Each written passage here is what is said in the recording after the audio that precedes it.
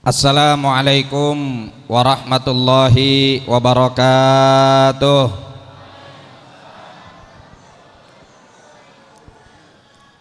Alhamdulillah, wassalatu wassalamu ala sayyidina maulana rasulillah wa ala alihi wa ashabihi wa man tabi'ahu wa nasarahu wa walah, amma ba'dah. Faqad qala azza min qailin karim, ba'da a'udzu billahi minasyaitonir rajim, bismillahirrahmanirrahim. Watlu ma uhiya ilaika minal kitabi wa aqimis shalah innas salata tanha 'anil fahsya'i wal munkari wa ladzikrullahi akbar wallahu ya'lamu ma tasna'un. Wa qala Rasulullah sallallahu alaihi wa alihi wa sahbihi wasallam, innama ju'ilat qurratu aini fis shalah. Sadaqallahul azim wa sadaqa rasuluhun nabiyul wafiyul karim wa nahnu ala dhalika minasyahidina wasyakirin walhamdulillahi rabbil hadratul mukarramin yang sama-sama kita muliakan, penasehat Masjid Jami Al-Ikhlas, yaitu Bapak Pramuji Hari Purnama, mudah-mudahan selalu sehat walafiat.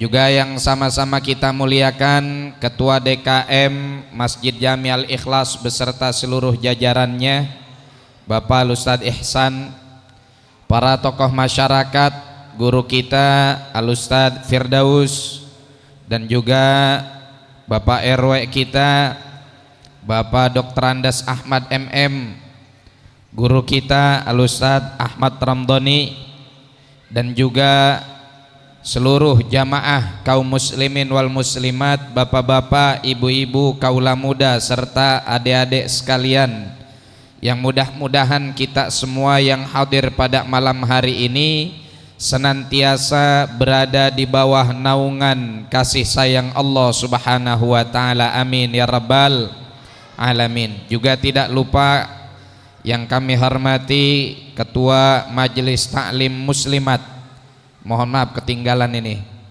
ya, yaitu Ibu Linawati Sukoco. Kalau nggak kesebut takut ntar kuenya ditarik lagi sama ibu-ibu ntar ya.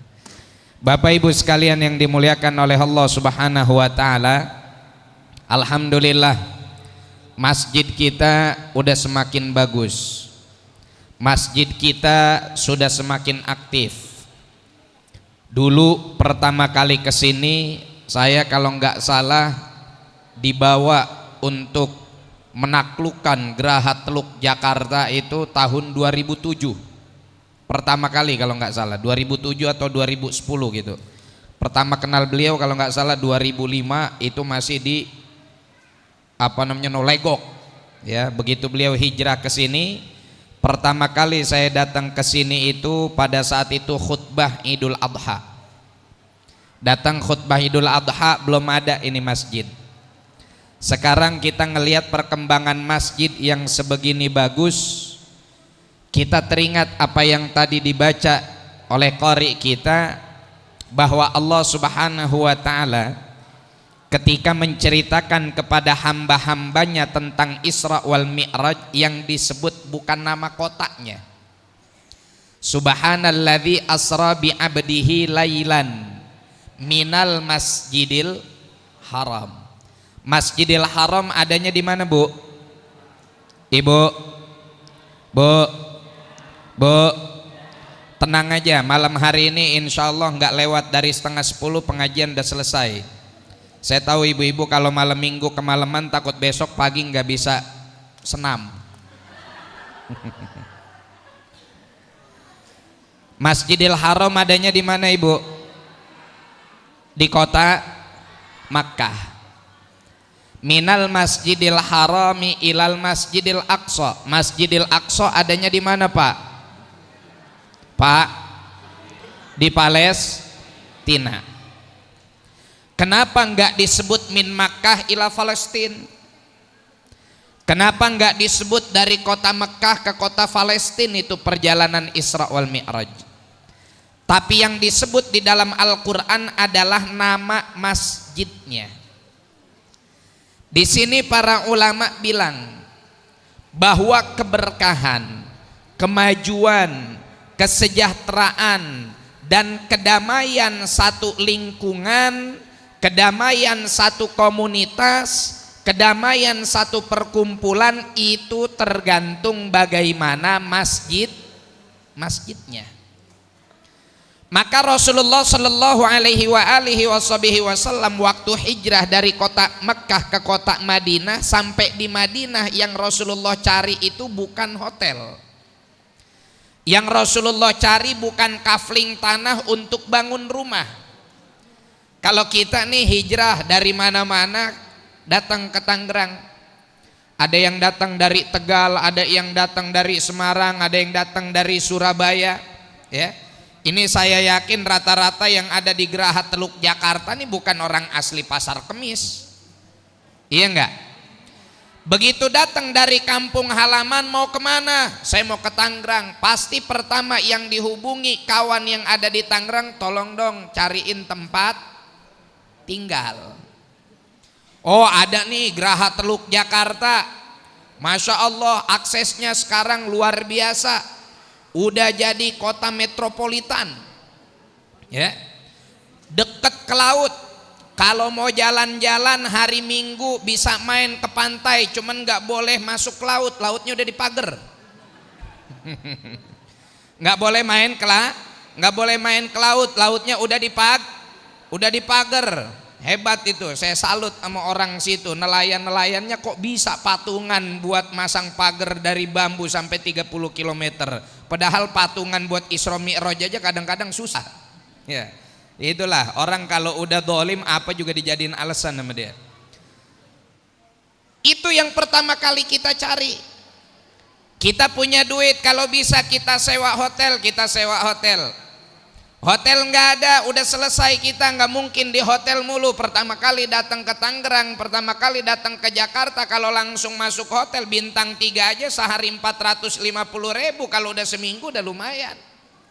Cari tempat tinggal yang lain, entah kontrakan kah, entah apartemen kah, atau mungkin kalau duitnya udah banyak dia bisa beli rumah baru kah. Yang pasti di mana orang berangkat hijrah begitu tiba, yang pertama kali dicari adalah tempat tinggal. Tapi Rasulullah Shallallahu Alaihi Wasallam begitu sampai di Madinah langsung nyari tanah buat bangun masjid. Ditawarin sama para sahabat tanah untuk bangun rumah, baginda Nabi Shallallahu Alaihi Wasallam nggak mau.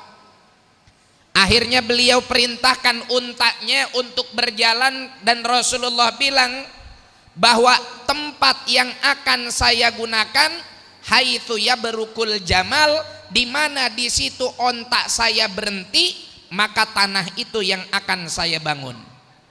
Berhenti onta tersebut, disitulah Rasulullah Shallallahu Alaihi Wasallam membangun masjid. Rumahnya belakangan. Masjid dulu yang beliau bangun.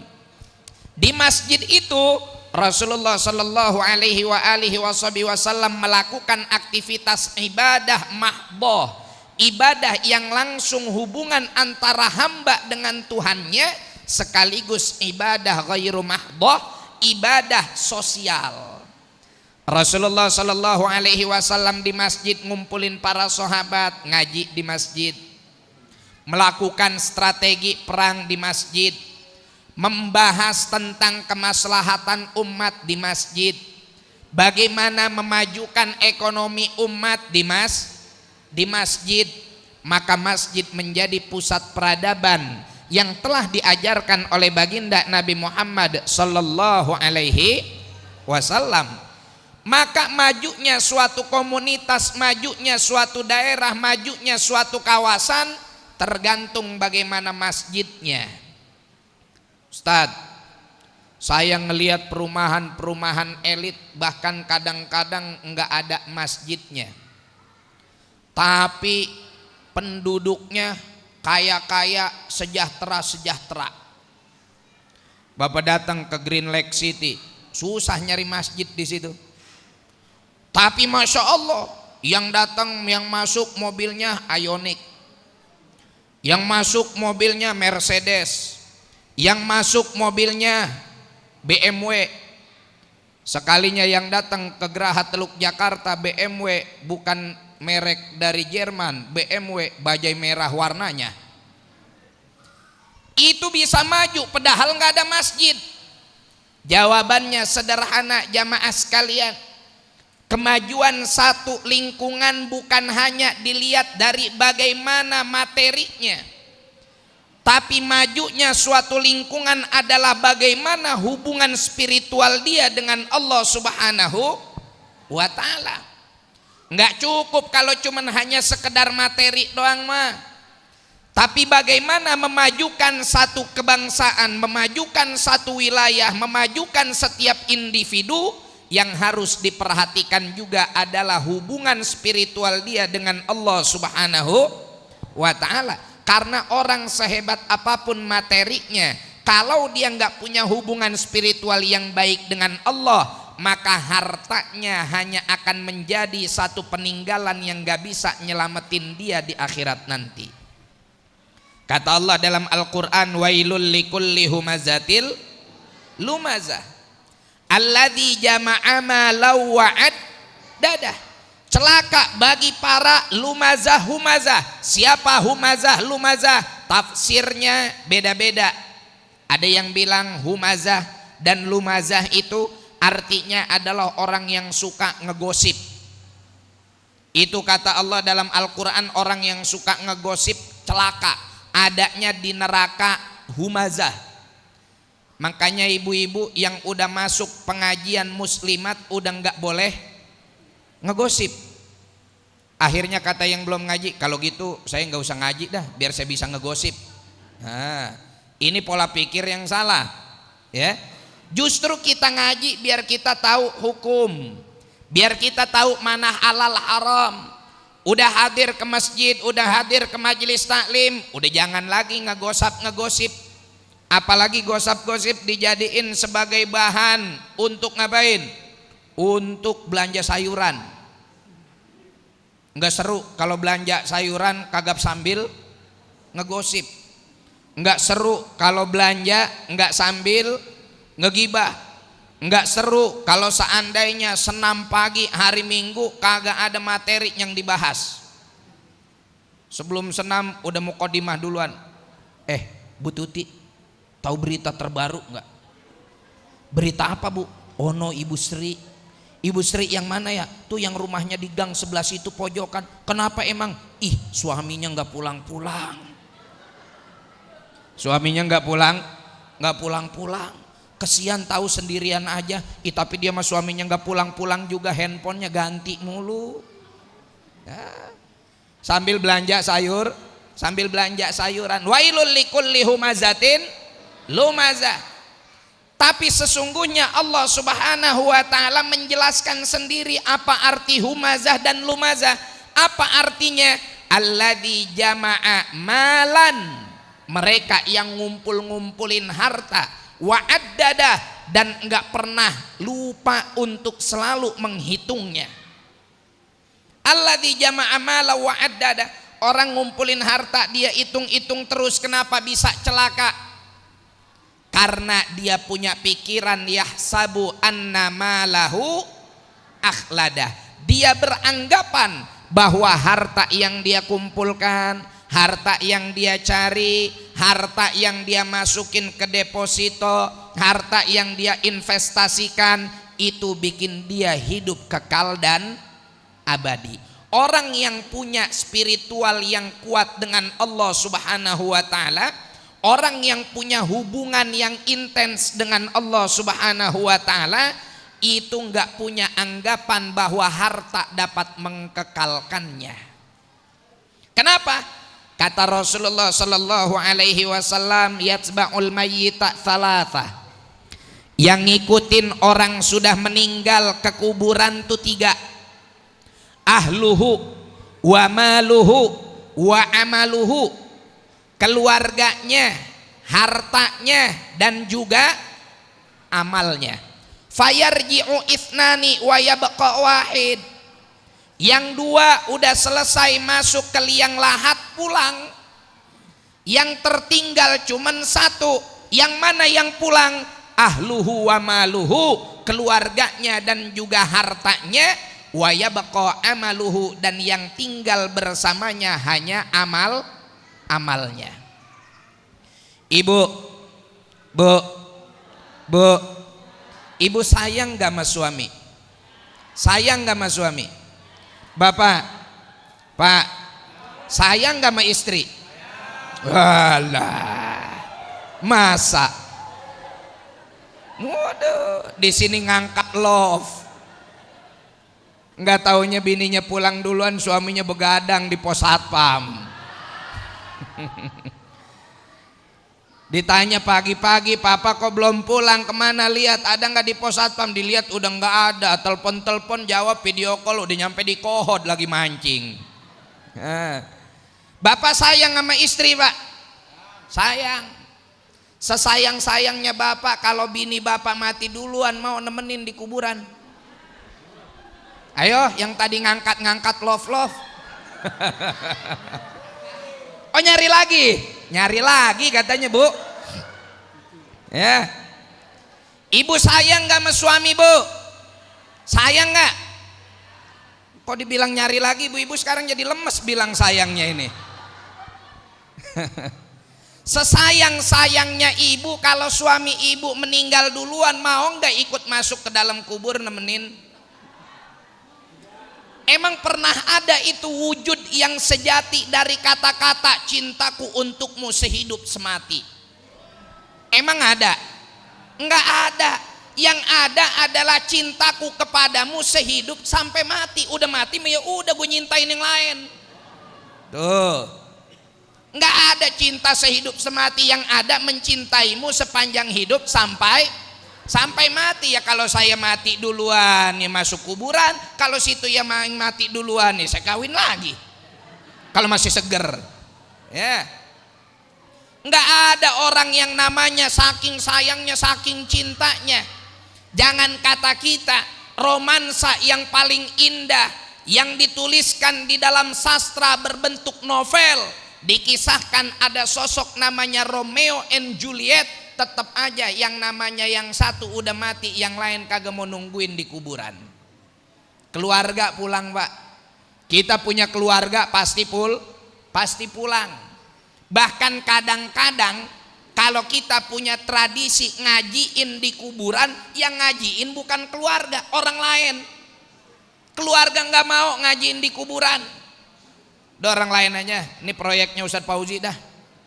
Ya. Biar beliau yang ngajiin di kuburan, saya mah kagak mau nemenin di kuburan. Banyak yang kayak begitu. Apalagi sampai nungguin berhari-hari, nggak mungkin. Nih Bu, saya kasih tahu. Ibu umpama meninggal duluan nih. Suami ibu dulu lagi masih hidup, bucin banget sama ibu. Tahu bucin? Budak cinta. Nurut banget sama istrinya. Kan ada laki-laki yang nurut banget sama bini apa ya? Baru habis sholat isya aja duduk sebentar sama Pak DKM, baru 15 menit bininya miss call, udah langsung gemeteran. Pak DKM saya pamit dulu ya, bini udah miss call nih, pulang dulu. Romannya takut banget sih Pak, baru juga jam 8:30 udah mau pulang aja. Wah Pak, istri saya dulu sekolahnya akademi kepolisian, sekarang masih dinas. Enggak, tapi pangkatnya masih punya. Apa pangkatnya? Brigpol? Bukan. Kompol? Bukan. Apa pangkatnya? Gualakpol. La ilaha illallah Muhammadur Rasulullah. Ada tuh suami yang bucin banget kayak begitu. Kalau istrinya kemana-mana nggak bisa ditinggal lama-lama. Papa, kita ibu-ibu besok muslimat penutupan pengajian, rencananya mau ada jalan-jalan ke Cibodas, mampir ke Masjid Ta'awun. Mama tinggal ya, berangkat hari Sabtu, berangkat pagi pulang malam. Apa kata suaminya? Ikut. Cuman ditinggal seharian doang, pergi pagi pulang sore, suaminya pengen ngikut. Coba ibu meninggal, emang suami mau ngikut? Kagak. Ada orang meninggal, istrinya wafat, Masya Allah, suaminya saking sayangnya sampai 5 kali pingsan, Pak. 5 kali pingsan. Begitu ngelihat istrinya udah kagak berdetak jantungnya, lehernya udah anyep, telapak kakinya udah dingin, mama udah nggak ada tong, pingsan. Bangun lagi, habis mandiin, pingsan. Bangun lagi, istrinya dikafanin, pingsan. Bangun lagi, istrinya disolatin, pingsan. Bangun lagi, istrinya dikuburin, pingsan. Begitu selesai kuburan diurub, suaminya mau pamit, mama yang tenang di sana ya, udah nggak usah nyariin papa. Mama yang anteng di alam barzakh, papa udah ikhlas kok. Papa ikhlas melepas kepergian mama. Waduh, lagi nangis. Tiba-tiba ada orang ngucapin belasungkawa, Assalamualaikum Pak. Waalaikumsalam. Saya turut berduka cita atas wafatnya istri Bapak. Iya Ibu, terima kasih, saya udah ikhlas kok. Emang Ibu siapa? Saya teman arisannya istri Bapak. Mohon maaf, saya nggak bisa ikut prosesi dari awal karena rumah saya jauh di Depok, nggak ada yang ngantrin. Maklum, namanya juga janda. Nah, kesempatan ini, kesempatan. Janda udah berapa bulan Bu? Baru selesai masa idah minggu kemarin. Nomor WA berapa Bu? Tahlilan baru masuk malam 3 hari. La ilaha illallah, pengennya dipimpin tahlil sama penghulu dari KUA. Tuh ya Bu ya, suami pulang kawin lagi, foto ibu diturun-turunin, foto ibu di rumah diturun-turunin. Kenapa Pak diturunin? Ini kan foto istri Bapak yang nemenin Bapak dari nol. Jangan saya terlalu sayang sama dia, kalau saya ngeliat foto dia ntar terkenang mulu, gitu katanya. Tuh, sekarang doang bilang begini-begini. Sekarang doang ngomong sarang heo. Kalau ibu mati duluan mah rumah jadi sarang gonggo. Sama, bapak meninggal duluan, sesetia-setianya istri nggak mungkin mau nemenin masuk ke dalam liang kubur. Pasti pulang, anak pulang, mantu pulang, cucu pulang, keluarga pulang, harta ngikut juga sama pulang. Maka dari itu orang yang hubungan spiritualnya erat dengan Allah Subhanahu wa taala, bagi dia harta itu hanya sekedar alat untuk menjalani hidup, bukan tujuan dari menjalani hidup. Dia tahu, saya capek-capek kerja ya alhamdulillah Allah kasih rezeki, bisa kebeli Fortuner, bisa kebeli mobil Alphard, bisa kebeli Mercedes E-Class 200. Kalau udah meninggal, jangankan masuk ke dalam kubur, ngebawa jenazah bapak aja belum tentu. Orang kaya banget Pak, di rumahnya ada Alphard, di rumahnya ada Pajero, di rumahnya ada Fortuner, di rumahnya ada Mercedes Benz, di rumahnya ada Mini Cooper. Mati dikuburin, naiknya apa? Kurung batang. Kalau kuburannya jauh ke Selapajang, kurung batangnya naik apa? Naik ambulan Grand Max. Naik ambulan Grand Max, sopirnya dari Cirebon. Waduh, udah ngebut dah tuh. Itu kemana? Fortunernya dipakai? Enggak. Kerandanya dimasukin ke Alphard? Enggak. Alphard dipakai anak, Fortuner dipakai mantu, Mercedes dipakai cucu, Mini Cooper dipakai bini muda. Nah, masuk ke liang kubur, harta kita pulang semuanya. Enggak ada yang nemenin, hanya beberapa helai kain kafan yang kita gunakan untuk menghadap Allah Subhanahu wa ta'ala. Yang tersisa apa? Amal. Amal yang mana? Amal yang kita kerjain di masjid, baik secara hubungan kita secara langsung dengan Allah ataupun amalan kita lewat hubungan sosial. Itu yang akan awet dan abadi. Sholat kita yang akan senantiasa menjadi pelindung dan menjadi jamuan bagi kita di dalam alam alam barzah. Maka dari itu kita bersyukur, alhamdulillah punya masjid udah segini gedenya, udah segini bagusnya, udah segini luasnya ya. Atapnya juga tinggi, masya Allah, nggak berasa gerah, kipas anginnya ada 4 ya. Yang ngajar juga masya Allah diimpor langsung dari Arab. Ini Arab Jakarta Selatan nih Pak, datang ke sini. Makanya sebetulnya yang pantas pakai gamis sama gubedan kepala sama beliau. Saya kalau jalan kemana-mana ke majelis sama beliau udah kalah siak mulu dah. Badan paling tinggi, hidung paling mancung, iya enggak? Kulit putih. Ya, kalau kita makan Betawi asli, gede kagak, kecil kagak, percis sudah kayak lengkungan berarah kelapa. Masya Allah, tabarakallah, hadir nih di masjid. Salat kita sebagaimana Rasulullah Shallallahu Alaihi Wasallam mengatakan, wa inna ma ju'ilat qurratu aini fis shalah. Sesuatu yang paling menyenangkan buat saya itu adalah sholat. Makanya Rasulullah kalau nyuruh Sayyidina Bilal buat mengumandangkan adzan, bukan adzin ya Bilal. Kan muadzin itu nama untuk orang yang mengumandangkan adzan. Perintahnya dalam bahasa Arab adalah adzin.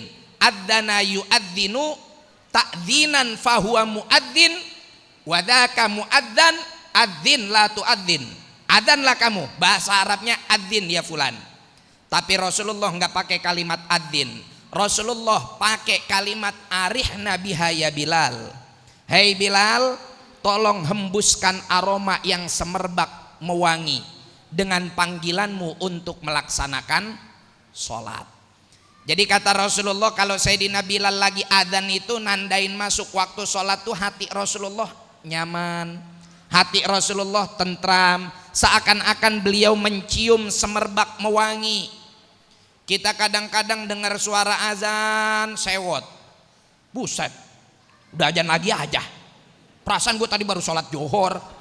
Ya pantesan aja sholat johornya jam 3:20, asarnya jam 3:30. Dia baru selesai sholat zuhur ya langsung adzan asar. Nih kita ini kadang-kadang ngelihat sholat jadi beban. Bukan kadang-kadang, emang kelakuan kita kayak gitu. Sholat pakai sehari 5 kali, lah ribet banget. Orang pakai tetangga sebelah apa? Sholatnya seminggu sekali. Ibadahnya seminggu sekali. Kita pakai sehari 5 kali, nyape-nyapein aja. Mana subuh lagi, mana gerimis lagi, mana hujan lagi, maghrib, mana lagi capek-capeknya lagi. Kita anggap sholat itu beban, padahal kalau kita sadar itu adalah media komunikasi kita dengan Allah, kita pasti akan merasakan nikmat dalam sholat. Kita kan kalau lagi berkomunikasi dengan orang yang kita cintai, dengan orang yang kita sayangi, dengan orang yang kita harapkan kan pasti betah. Bapak dulu lagi baru nikah sama istri, bawaannya pengennya berduaan terus. Kenapa? Dicintai dulu.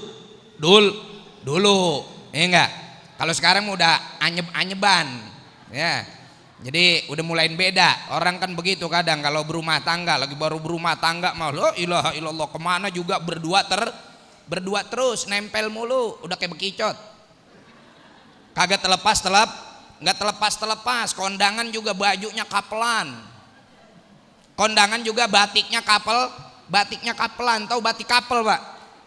Batik yang sama motifnya antara suami dan istri.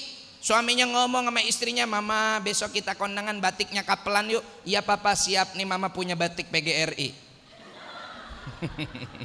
Batik PGRI dipakai buat kondangan. Yang penting seragaman. La ilaha illallah. Giliran udah punya anak 2, udah punya anak 3, udah punya anak 4, udah nggak mau lagi kondangan bareng-bareng. Istrinya kangen kondangan bareng-bareng, papa kondangan yuk bareng ke rumah mas itu. Enggak mama duluan aja no sama Muslimat no sama Bulina, papa mentar bareng-bareng sama bapak DKM.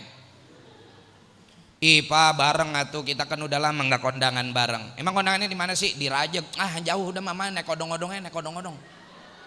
Naik odong-odong ntar papa mama DKM. Kalau kondangan sama mama ngajak pulang mulu, ribet. Kalau bapak-bapak mah enak, seru, ngobrol sama godain janda menyawer. Nah, itu masalahnya. La ilaha illallah. Begitu kondangan bareng, dipaksa sama istrinya, bareng pak, pokoknya aku nggak mau kondangan kalau nggak sama papa. Ya udah bareng naik motor berdua. Begitu sampai di tanjakan keberatan motornya. Bininya disuruh turun. Mama turun. Nggak kuat nanjak ini motornya. Set, bininya turun. Bapaknya ngelanjut sampai tempat kondangan. Sampai di parkiran, bini saya mana ya? Gak taunya ketinggalan. Dulu mah nggak bisa ditinggal sama sekali. Sekarang udah punya anak banyak, ditinggal-tinggal terus. La ilaha illallah Muhammadur Rasulullah. Jamaah sekalian yang dimuliakan oleh Allah Subhanahu wa taala, kalau kita sadar bahwa sholat ini adalah media komunikasi kita dengan Allah Subhanahu wa taala, enggak akan sholat itu kita jadikan beban, tapi kita jadikan sebagai sebuah kenikmatan. Orang saya lagi ngobrol kok dengan Allah. Dia yang menciptakan saya, yang ngasih saya nikmat iman, yang ngasih saya nikmat Islam, yang ngasih saya nikmat rizki makanan yang halal, yang ngasih saya nikmat napas nggak pakai bayar, nikmat ngedip nggak pakai memprogram, otomatis. Ya, ini ngedip kita nih Pak, kalau harus kita programin repot. Tapi Allah Subhanahu wa taala bikin ngedip kita otomatis. Coba kita kadang-kadang kalau lagi naik motor kah atau lagi jalan kah, ada benda kecil pengen masuk, otomatis mata kita nutup. Sensornya di mana? Allah taruh. Langsung tiba-tiba nutup, menghalangi benda yang mau masuk ke mata kita. Bapak-bapak lewat balai RW, ibu-ibu lagi pada senam, mata otomatis melotot. Itu semua diberikan oleh Allah secara gratis. Apa salahnya kita mensyukuri nikmat yang Allah berikan pada tubuh kita, yang kita nggak harus pakai bayar. Berapa banyak orang masuk ke dalam rumah sakit, mau napas aja harus beli oksigen. Berapa banyak orang seminggu sekali masuk rumah sakit cuman buat ngeganti darahnya. Ini alhamdulillah bapak darah tiap hari disedotin sama nyamuk tapi masih sehat. Ya.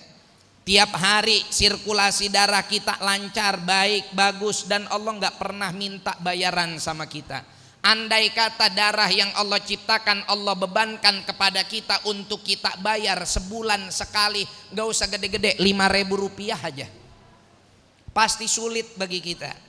Tapi Allah kasih gratis, maka dari itu untuk sholat jangan kita jadikan sebagai beban. Datang kita ke masjid yang penuh dengan keberkahan ini, ke masjid yang dipenuhi dengan kemakmuran ini, karena kata Rasulullah sallallahu alaihi wasallam, sab'atun yudhilluhumullahu fi dhillihi yauma la dhilla illa dhilluh. Ada 7 golongan yang akan mendapatkan perlindungan dari Allah Subhanahu wa taala pada hari di mana tidak ada perlindungan kecuali perlindungan Allah. Salah satunya siapa? Rajulun qalbuhu mu'allaqun bil masajid. Orang yang hatinya tertaut dengan masjid.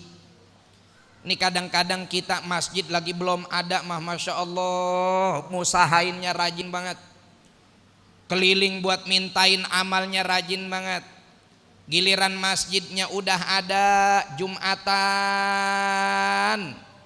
khotib udah masuk khutbah kedua, dia masih enak-enakan ngerokok di emperan. Begitu masuk buat sholat, soft di depan yang kosong, main suruh-suruhan. Padahal kita kalau lagi antri, nggak mau kita diselag. Kita antri bayar tol kah, antri di kasir kah, antri dimanapun itu, kalau ada orang yang nyelag kita kan pasti kita marah-marah. Ini soft yang paling depan. Yang berikutnya itu adalah soft yang semakin ke depan semakin besar pahalanya. Dan kalau ada soft di depan kita yang kosong, kata Rasulullah, siapa yang nyambungin soft tersebut, mengisinya, maka dia akan disambung dengan rahmat Allah Subhanahu wa taala. Cuman emang rahmatnya nggak diberikan kelihatan sama kita, disembunyikan oleh Allah. Yang Allah berikan kepada kita bisa jadi dengan bentuk sehat walafiat, istri yang taat, suami yang soleh, anak-anak yang enggak kecanduan game, anak-anak yang enggak terkontaminasi judi online, rumah tangga yang rukun. Itu bagian dari rahmat Allah. Ini kadang-kadang kita kalau ada soft di depan main dorong-dorongan, silakan Pak, nggak usah, Bapak aja, nggak usah, Bapak aja. Iya Bapak aja. Emang kenapa? Takut kita disuruh gantiin imam kalau imamnya kentut, kalau imamnya batal. Kitanya aja yang kebangetan kepedean, ya. Isi soft di depan yang kosong, nggak usah takut. Saya mah malu soft depan belum haji. Emang fikih mana yang ngejelasin bahwa syarat dan rukun soft pertama itu harus udah haji? Nggak ada. Mau bapak baca kitab dari Risalatul Jami'ah, naik ke Safinatun Najah, naik ke Matan Ghayah wa Taqrib, naik lagi ke kitab Fathul Qarib, masuk lagi ke Hasyiah Baijuri, masuk lagi ke kitab Fathul Mu'in, masuk lagi ke kitab Umdatus Salik, masuk lagi ke kitab paling gede Minhajut Thalibin, berikut syarah-syarahnya, penjelasan-penjelasannya. Kagak ada satupun ulama yang bilang bahwa soft pertama harus diisi sama yang udah haji. Soft pertama yang isi siapa? Yang datang duluan. Kadang-kadang di sebagian kampung hajinya yang sengke. Orang udah datang duluan, duduk di soft pertama, ditendang dia. Minggir lu belum haji. Belum ngelihat Ka'bah lu mah. Belum ngelihat Ka'bah. La ilaha illallah. Yang datang duluan itu yang harus ngisi soft yang paling depan. Oke lah, kalau yang belakang imam ya peruntukan untuk orang yang faham fikih sholat, supaya kalau imamnya batal dia ngambil khalifahnya gampang, ngambil penggantinya gampang. Kalau yang paling belakang imam orang kagak faham fikih sholat, takutnya imam batal, imamnya keluar, jadinya ikut keluar. Nah imam keluar itu, saya keluar juga dah. Khawatirnya begitu karena nggak paham fikih sholat. Ya, udah isi soft yang paling depan. Saat saya malu, saya kan baru hijrah kemarin. Kemarin saya preman di pasar, masa sekarang tiba-tiba saya masuk masjid langsung soft yang paling pertama. Itu bisikan setan yang bikin Anda malu. Setan itu pas sering ngebisikin kita dengan bungkusan ibadah. Malu, tahu diri, rendah hati, itu di hadapan Allah nilainya luar biasa. Ente kemarin preman pasar, jarang datang ke masjid, seharusnya ente rendah hati, jangan langsung duduk di soft pertama. Itu bisikan setan. Masuk aja ke soft pertama, ada orang nyinyir, tumben. Biasanya kemarin adanya di pasar, ini adanya di soft pertama. Jangan dengerin, itu setan bentuk kedua. Karena setan ada dua model, minal jinnati wan nas. Setan yang dari bangsa jin ngebisikin hati kita, setan yang dari bangsa manusia nyinyirin kita. Jangan dihiraukan. Kalau kita mau tawadu, mau rendah hati, nah kita udah tahu kita preman pasar nih. Orang gak pernah sholat, gak pernah belajar ngaji, gak pernah ikut kajian fikih, tiba-tiba pengen maju jadi imam. Nih ini baru gak benar. Ya, jangan juga gara-gara dibilang, oh jangan hiraukan, itu adalah godaan setan. Tiba-tiba besok bapak subuh langsung gelar sejadah di mihrab mau jadi imam. Ya jangan. Ya, jadi kita harus tahu kapasitas diri kita. Saya belum paham fikih, udah saya cukup sholat di soft pertama.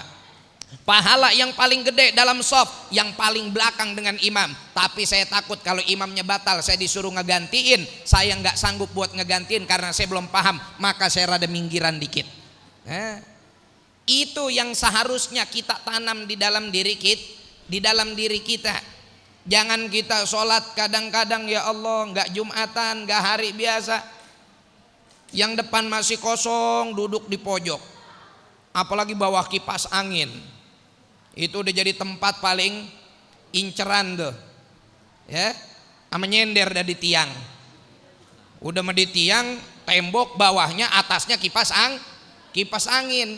Ya, kalau depannya kosong isi, depannya kosong isi, karena fadilah sangat luar biasa di dalam menyambung shaf. Yang kedua, jamaah sekalian yang dimuliakan oleh Allah, jadikan masjid ini marakiz ta'limiyah, pusat peradaban ilmu pengetahuan.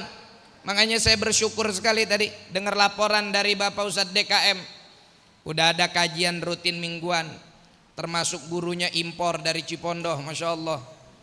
Terus juga ada kajian muslimat, ada kajian ada kajian anak muda. Ini penting, Pak.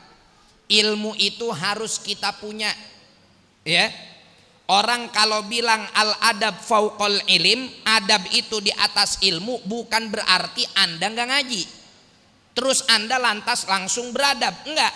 Tapi bangunlah pondasi adab dan etika kita di atas ilmu, supaya adab kita itu sesuai dengan tuntunan ilmu.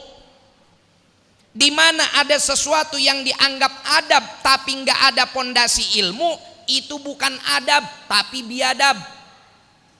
Saya kasih contoh, misal kalau ada orang datang masuk ke masjid, di sini ada yang duduk berbaris.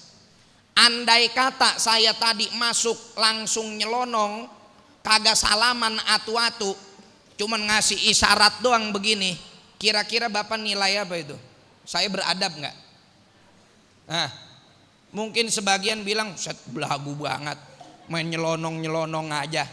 Datang Ustadz Romdoni belakangan salaman atu-atu. Tuh orang mah kayak Ustadz Romdoni, udah tinggi, ganteng, mancung, salaman lagi atu-atu. Ini udah pendek, kurus, menang pala doang gede, cuman begini doang, belagu banget. Tuh, itu kan penilaian manusia. Tapi ini penilaian orang yang gak berilmu. Kalau orang berilmu, dia gak akan menganggap apa yang kita lakukan tanpa salaman satu-satu, tapi hanya memberi syarat sebagai sesuatu yang tidak beretika. Kenapa? Karena Rasulullah ngerjain dua-duanya. Satu waktu Rasulullah salaman, di lain waktu Rasulullah cuma ngasih isyarat. Fa'alwa biyadihi bitaslim. Rasulullah itu satu ketika lewat di hadapan para sahabat, cuman hanya sekedar ngasih isyarat. Jadi kalau ada orang datang ke masjid salaman atu-atu beradab, ada orang masuk ke perkumpulan cuman ngasih isyarat seperti ini juga sudah beradab. Kenapa? Karena dua-duanya ngikutin tuntunan Nabi Muhammad sallallahu alaihi wasallam. Ini baru namanya al-adabu fauqal ilmi, adab di atas pondasi ilmu yang kokoh. Kan kadang-kadang kita jadi manusia begitu, udah kita kagak tahu ilmunya, komentarnya paling banyak. Udah nggak punya ilmunya, paling bisa menilai. Wow, Ustadz Anu mah begitu, dia mah kagak beradab, nggak beretika, udah mau begini. Tapi ternyata apa yang diijtihadkan kita nggak tahu asal hukumnya apa. Makanya benar kata Imam Syafi'i rahimahullahu taala rahmatal abrar, seorang alim gak akan menjadi alim sampai dia diuji dengan 3 ujian. 1, ujian pertama adalah dengkinya sesama orang yang alim. Orang kalau kita jadi ulama nih, mesti ada ulama lain yang ngedengkiin kita.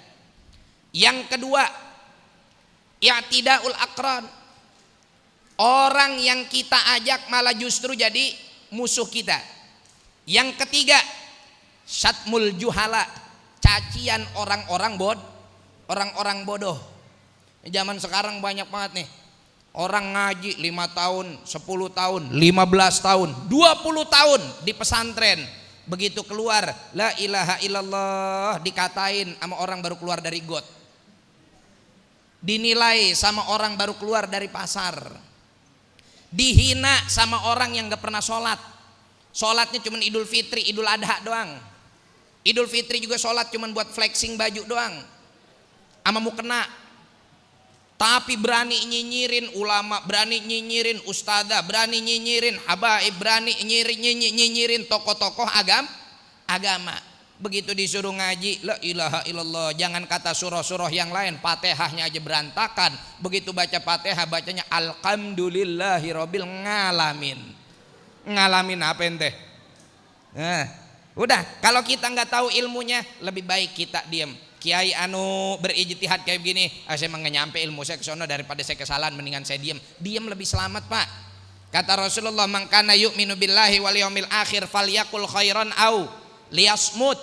Orang yang imannya benar-benar kepada Allah dan hari akhir, maka hendaknya ia berkata kata-kata yang baik atau sebaiknya dia diam. Jamaah sekalian yang dimuliakan oleh Allah, maka makmurkanlah masjid ini dengan ibadah. makmurkan majelis ini dengan taklim, makmurkan majelis ini dengan zikir, masjid ini dengan zikir. Inilah yang disebutkan oleh baginda Nabi sallallahu alaihi wasallam, rajulun qalbuhu mu'allaqun bil masajid. Mudah-mudahan Allah Subhanahu wa taala senantiasa memberkahi masjid kita.